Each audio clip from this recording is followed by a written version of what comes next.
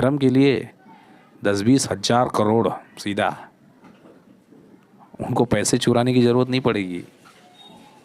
हाँ, सब लोग लाइन में खड़े हैं मोदी को देने के लिए, योगी को देने के लिए। बाबा जी आप लेते क्यों नहीं कुछ? समझे कैसा होता है?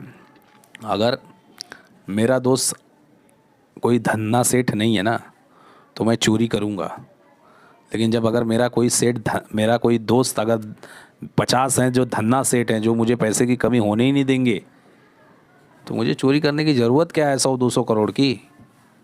आज उसी की देन है कि बीजेपी में हाईएस्ट जो 1,000 करोड़ है ना, वो उसके पास में है। ठीक है, तो ऐसे कुछ होता है।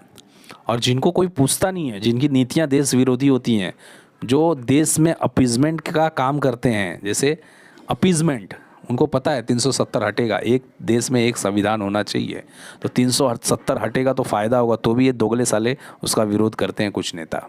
क्यों? Appeasement policy. तो जब अपीजमेंट करते हैं तो जो पढ़े लिखे पैसे वाले लोग हैं वो उनको भाव ही नहीं देते हैं, खर्चा पानी देते ही नहीं है, तो ये क्या करते हैं? भोगते हैं।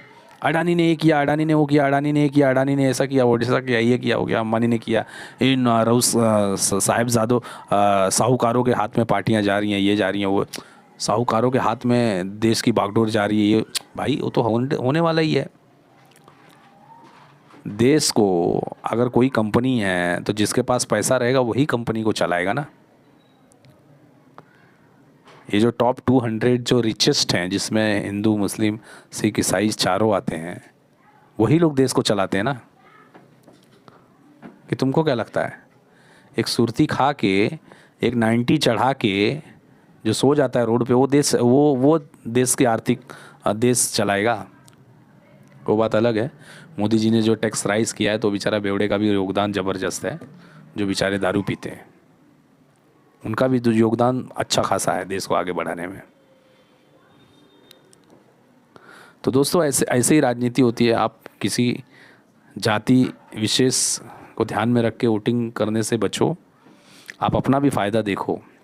अगर तुम्हारे लीडर का बेटा अगर इंग्लैंड में पढ़ रहा है तो आप भी कोशिश करो कि कम से कम उसको मैं अच्छे यूनिवर्सिटी में इंडिया में ही दिला दूँ।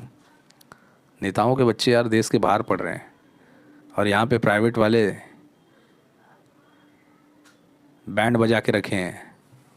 सरकारी मास्टरों में दमी नहीं है पढ़ाने लिखाने की। अगर स्कूलों में पढ़ाई होती तो क्लासेस काहे के लिए खुलते? आप सोच के देखो।